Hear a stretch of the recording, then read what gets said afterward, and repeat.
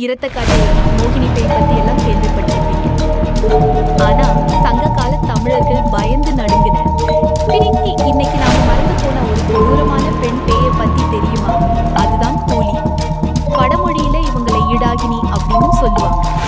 கோரமான பற்கள், கலைந்த தலைமுடி கொண்ட அமானுஷ்ய பெண் ஓவியம் அல்லது ஏஐயால் உருவாக்கப்பட்ட பயங்கரமான முகம். கிளிங் ஏஐ வச்சு நீயே ரெடி பண்ணிக்கலாம்.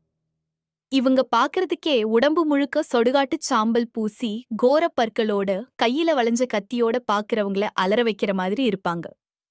மனித மாமிசம் சாப்பிடுற காளி தேவியோட ஒரு தீவிரமான பரிவார சக்திதான் இந்த கூலி.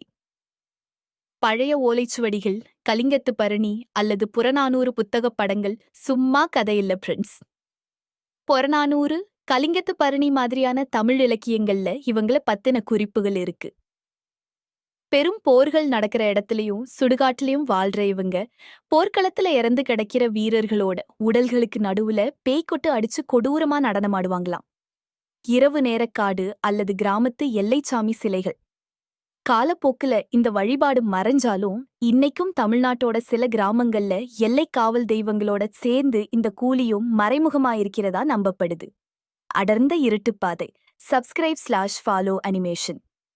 அமாவாசை நடுராத்திரி 12 மணிக்கு மேல் ஆள் நடமாட்டமில்லாத காடுகளிலோ சுடுகாட்டு பக்கமோ போனா இவங்களோட அமானுஷ்ய நடமாட்டத்தை உணர முடியும்னு சொல்றாங்க. இதே மாதிரி தமிழர்கள் மறந்த மத்த விசித்திரமான அமானுஷ்யங்களை பத்தி தெரிஞ்சுக்க உடனே கமெண்ட் பண்ணுங்க. அப்படியே நம்ம சேனலை ஃபாலோ பண்ணிக்கோங்க.